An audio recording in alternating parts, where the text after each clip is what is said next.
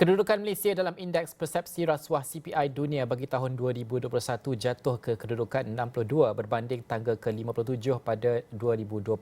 Presiden Transparency International Malaysia TI Malaysia Dr. Muhammad Mohan berkata daripada 180 negara, Malaysia mencatatkan skor 48 berbanding skor sebanyak 51% pada tahun sebelumnya. Dalam analisis terhadap keputusan terbaru itu, Transparency International Malaysia menaraikan 8 faktor yang menjadi punca kepada kemerosotan itu. Antaranya, tindakan-tindakan yang sangat terhad daripada kerajaan dalam membendung aktiviti rasuah politik dan kurangnya kehendak dalam memperbaharui dan memperkasakan Suruhanjaya Pencegahan Rasuah Malaysia SPRM. Untuk rekod, berdasarkan kajian oleh Transparency International Malaysia, aktiviti rasuah telah menelan belanja sebanyak 4% daripada keluaran dalam negara kasar KDNK dengan anggaran kerugian 40 bilion hingga 50 bilion ringgit. Bahkan, satu lagi hasil kajian menunjukkan 7 daripada 10 rakyat Malaysia terlibat rasuah. Apakah impaknya kepada ekonomi secara skala besar dan jangka panjang?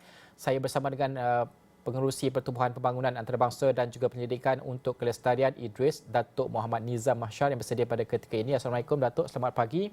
Terima kasih kerana bersama kami pada jam ini. Datuk, ini topik-topik yang cukup penting dan bukan topik baharu. Sudah lama kita bincangkan. Impaknya kepada ekonomi, angka itu berbilion kita dengarkan. Namun dari segi pelaburan dan sebagainya, untuk kita memahami lebih lanjut, bagaimana impak dengan kejatuhan angka dan kedudukan ini kepada sentimen terhadap Malaysia dari segi menarik pelaburan dan juga ekonomi secara keseluruhannya, Datuk? Terima kasih, Najib. Pertamanya saya ingin highlightkan satu fakta yang penting bahawa ranking yang kita sebutkan pada hari ini adalah ranking untuk 2021. Tapi kita kena ingat bahawa kita telah membuka tirai 2022 dengan beberapa kes tentang ataupun persepsi kes tentang ketelusan dan kemampuan institusi integriti seperti SPRM untuk respon kepada indeks rasuah, tentang penguatkuasaan rasuah dan integriti. Jadi bagi saya yang lebih menakutkan apabila kita daripada 2 tahun lepas kita jatuh 10 anak tangga, yang ke depan tu nampak gayanya kita akan mendapat persepsi yang lebih negatif tentang rasuah dan integriti di negara ini. Jadi kalau trend sebegini dilihat berterusan, maka sebenarnya dia akan memberi impak yang besar kepada pertama sekali dari segi investment. Investment pelaburan ini sama ada FDI, Foreign Direct Investment, atau DDI itu sendiri, Domestic Direct Investment. Sebab pada ketika ini kita sangat bergantung kepada pelaburan dalaman kita. Tetapi kerana kita punya pengamalan ataupun persepsi dari segi pengamalan integriti dan urus takbir kita dilihat bahawa makin menurun, maka saya rasa untuk mana-mana pihak mereka ada kebimbangan dalam konteks untuk melakukan pelaburan. Ini antara faktor bagi saya yang paling penting dalam konteks mana-mana negara ingin melakukan pelaburan. Faktor-faktor seperti kestabilan politik, faktor-faktor seperti integriti dan corruption itu berada di kalangan top ranking. Dan pada ketika ini, kalau kita sebut 2 contoh ini, maka kita berada pada tahap yang agak membimbangkan.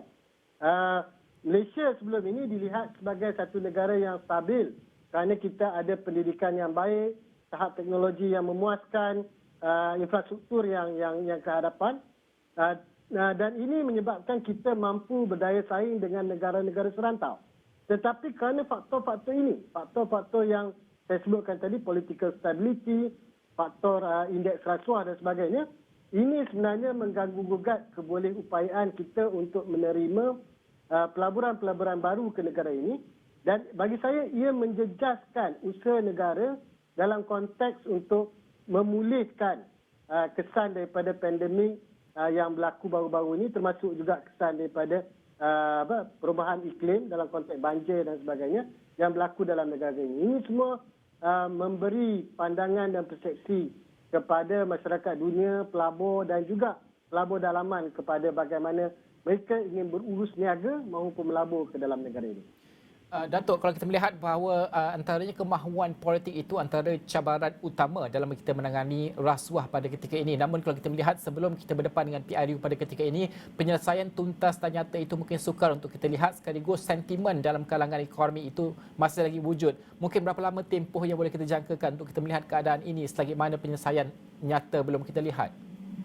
Saya rasa pertama sekali dari segi budaya politik dan culture kita itu kena betul-betul berubah. Pertamanya, kita dalam waktu sekarang ini, saya ingat kebanyakan ahli politik hanya memikirkan tentang persoalan pengekalan kuasa. Bagaimana mereka harus mengekalkan dalam kuasa. Implikasi kepada ini adalah ekonomi, sosial maupun perpaduan masyarakat terkesan. Maka bagi saya, untuk mengeluarkan daripada pemikiran segini, ini bukan lagi penyelesaiannya harus diletakkan kepada elit-elit politik. Dia memerlukan kesedaran di kalangan masyarakat untuk memilih pemimpin-pemimpin yang lebih berintegriti, kredibiliti, tidak mengira mana-mana parti politik.